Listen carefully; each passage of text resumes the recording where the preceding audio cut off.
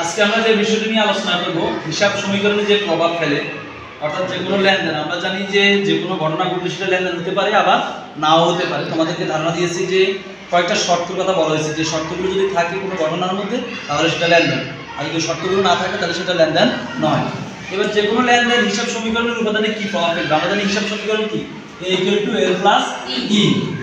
a = l + o e হইতে পারে। e মানে এতে অ্যাসেট, এতে লায়াবিলিটিস, ইতে ইকুইটি। অ্যাসেট মানে সম্পদ, লায়াবিলিটিস মানে দায়, আর ইকুইটি মানে কি মালিকানা। দেখো এখানে আমি আনছি, এটা কমন একটা আইটেম, মূলধন আনায় 1 লাখ টাকা। যে কোনো প্রতিষ্ঠান ব্যবসা শুরু করার প্রথমে মূলধন আনায় করে, মূলধন হিসেবে নগদ টাকা আনায় করতে পারে, আগপত্র আনায় করতে পারে।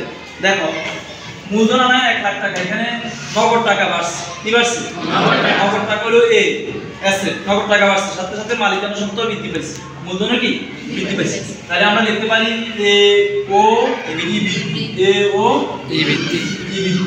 দেখো ঋণ গ্রহণ 20,000 টাকা, কি গ্রহণ বলো? এখন কেউ লিখবা না, সবাই বুঝার চেষ্টা করো। ঋণ গ্রহণ 20,000 টাকা, কি গ্রহণ? ঋণ গ্রহণ 20,000 টাকা। আচ্ছা ঋণটা গ্রহণ করছে, এটা নগদ না বাকি? অবশ্যই নগদ টাকা, নগদ টাকা গ্রহণ করছে, তাহলে নগদ বাড়ছে, এই বাড়ছে। ঋণটা যেহেতু আবার দায়, ঋণটা কি বলো? তাহলে এল বৃদ্ধি পেয়েছে।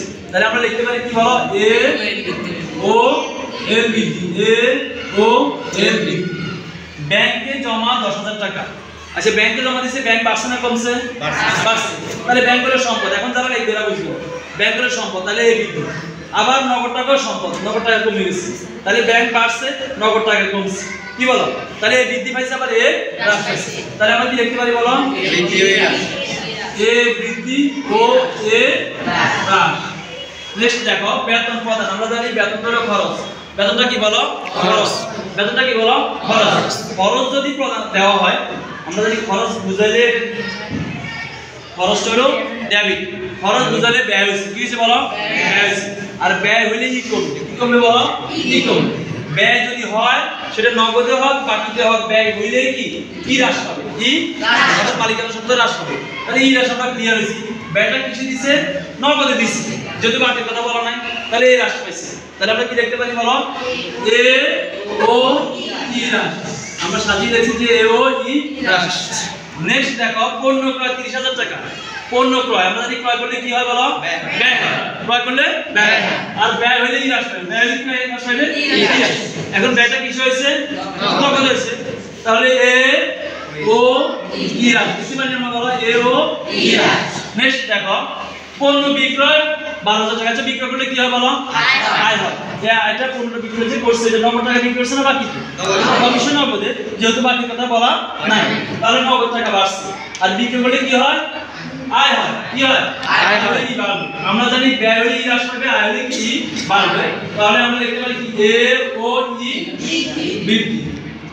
নেক্সট দেখো বাংলা পদার্থ। বাংলাটা খরচ, বাংলাটা কি বলো? খরচ। বাংলাটা খরচ।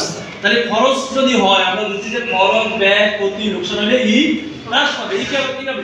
হ্রাস পাবে। তাহলে ই হ্রাস পাইছে। এখন খরচটা কিসে দিছে? নগদে দিছে। তাহলে আমরা লিখতে পারি এ ও ই হ্রাস। নেক্সট দেখো ধারে ক্রয়। কিসে ক্রয় বলো? ধারে ক্রয়।